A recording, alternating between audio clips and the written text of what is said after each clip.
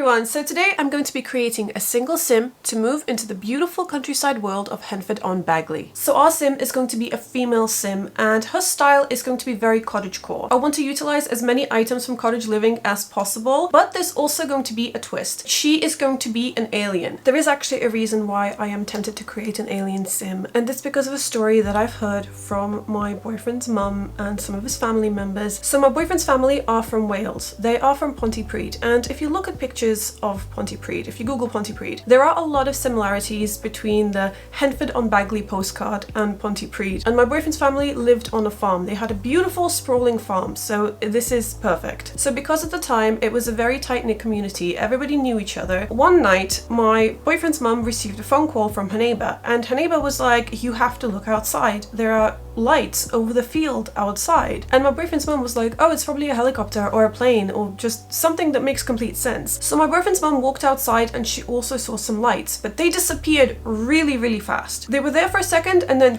they were gone. The neighbors were shaken, and they were basically saying that there was a UFO above their field and it was hovering above their field, and they described the object very vividly. Allegedly, the object was large, black, triangular, had lights all around it, and was hovering above the field before disappearing. This object moved so quickly that it looked as though it just vanished into thin air. So this event in itself is quite strange, but the creepy thing happened the next day. So the next morning, when my boyfriend's mum walked outside, she noticed that there were a lot of cars, a lot of black cars on the road, and it was a really long country road because the whole area is just farmland, and she thought that was really peculiar. So she decided to go over to her neighbor's house and find out what was happening in the community that morning. Why were all these black cars suddenly there in the morning, in the middle of nowhere, in the middle of farmland? So as she was walking to her neighbor's house, she could see both the neighbor and her husband standing outside, and it looked like they were having a conversation with two men who were dressed in suits. And as my boyfriend's mom was approaching, they left, and she asked the neighbors what was going on. Who were these people? Why are there men in suits walking around the neighborhood? And it turned out that these men were walking from manor to manor, asking people about what they think they saw last night. And these men in black questioned every single household. While my boyfriend's mum was at the neighbor's house discussing this incredibly weird situation, her husband, my boyfriend's dad, was being questioned. And to this day, that whole event is unexplained. So my best explanation for it is aliens. Aliens and countryside go perfectly together. So with Cottage Living, we've got some really cute full body outfits. Look at this. This is so beautiful. And I really like this as well, but I think I prefer the ones with the pattern on them just because they look really just realistic to me. And this as well. This would be so nice for like an evening soiree. And this dress especially, I love it because it reminds me of the famous strawberry dress. That strawberry dress that everybody was going crazy for last year. We don't have strawberries on this though. We have lemons, oranges, polka dots,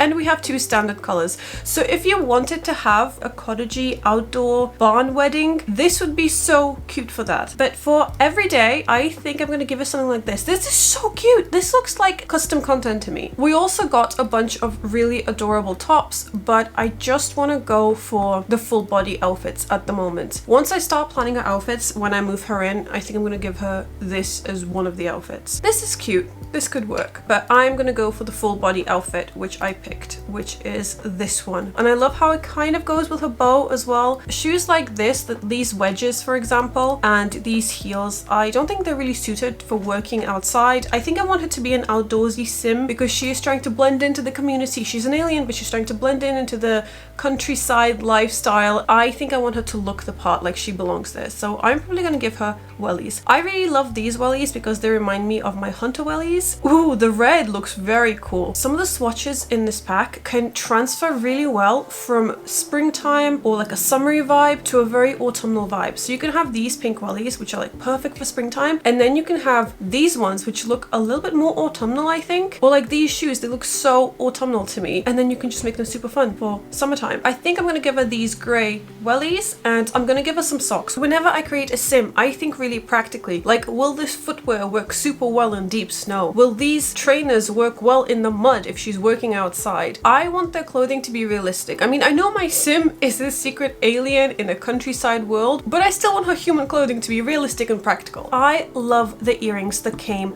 with this pack. I'm gonna remove the hair real quick and just show you this. So firstly, we have these llama earrings, and they come in a variety of colors. Pink llamas, green llamas, Blue llamas, yellow llamas, adorable. And then we have these sunflower earrings, or maybe daisies. I think they're supposed to be sunflowers, I'm not sure. They're really, really cute. Again, a variety of colors. These strawberry ones are probably my favorite. I would buy something like this in real life. And I love that you can change the color of the metal. These glasses, I really like them too. I like the shape. They still sit a little bit funny on the nose, but I think the shape's really nice. And I love the way they gave this subtle ombre effect to the lens. I think that's really, really cute. This doesn't really go with the outfit either. Okay, no necklace, no earrings. We only got 3 full body accessories, one of which are gardening gloves, and I love the idea of gardening gloves. I'll have to create a separate gardening outfit when I place that in the world, but this is okay for every day. She looks really cute. Okay, let's move on to the formal. So I have a vision for her, and my vision for her is to find love and get married in the world of Henford-on-Bagley. The world itself is so beautiful, and we have that incredible wedding garden arch now, and I really want to use it. So I'm going to put all my effort into her finding love and getting married. This is the dress we're going to go for. And then for shoes, I am between these ones and these ones. I think I'm going to go for these ones because I want a casual barn wedding. It's not too fancy. It still has that outdoorsy vibe. Maybe by the time she meets somebody, falls in love and gets married, she will grow out her hair because this here is so pretty. I'm going to change up the makeup a little bit. By the way, my favorite lip swatches out of all of these are the lipsticks by grimcookies. They are just incredible quality. I love the shades, and if you look really close up, the texture itself just looks really high quality. A little bit of peachy blush like this, maybe. That works so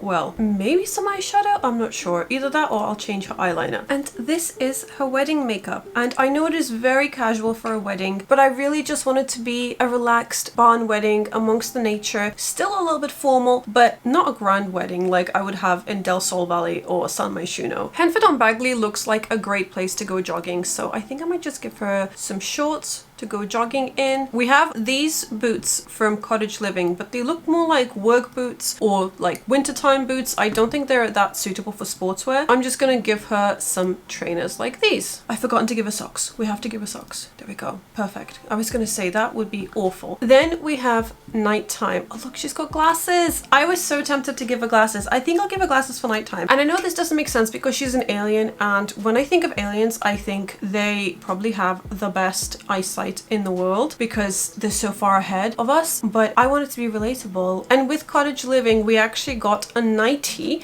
which I think is actually quite cute. It just stands out to me because it is quite different, and I like it. And then we have shoes, and I have only one shoe that I'm willing to select, and they are the bunny slippers because they make so much sense with this pack. Little bunny friends, Cottage Living, bunny slippers. Okay, party outfit. I have no idea what she's wearing. This is so cute. I would buy this. I would personally go out to a shop and buy this. So this could be the party outfit. And then for accessories, we got this cute little floral bracelet, and I actually really, really like it. And the blue in her bow matches the center of the flowers. As we have no swimwear with Cottage Living, I'm just going to give her this cute yellow bikini, and I'm going to give her some sunglasses. The base game sunglasses are not my favorite, to be honest, although I don't hate these so much. I think they're okay in black. For hot weather, we have one of my favorite tops from Cottage Living, which is this. This is so adorable, and I love the swatches as well. It just looks so summery, so breezy. I'm really tempted to pick this, but there's also a full body outfit which I love, which is this one. But I have to go with the top because I love it so much. It's so pretty. I especially love the pattern swatch like this one. This one is adorable. I need some shorts from base game. That is so cute. I love it.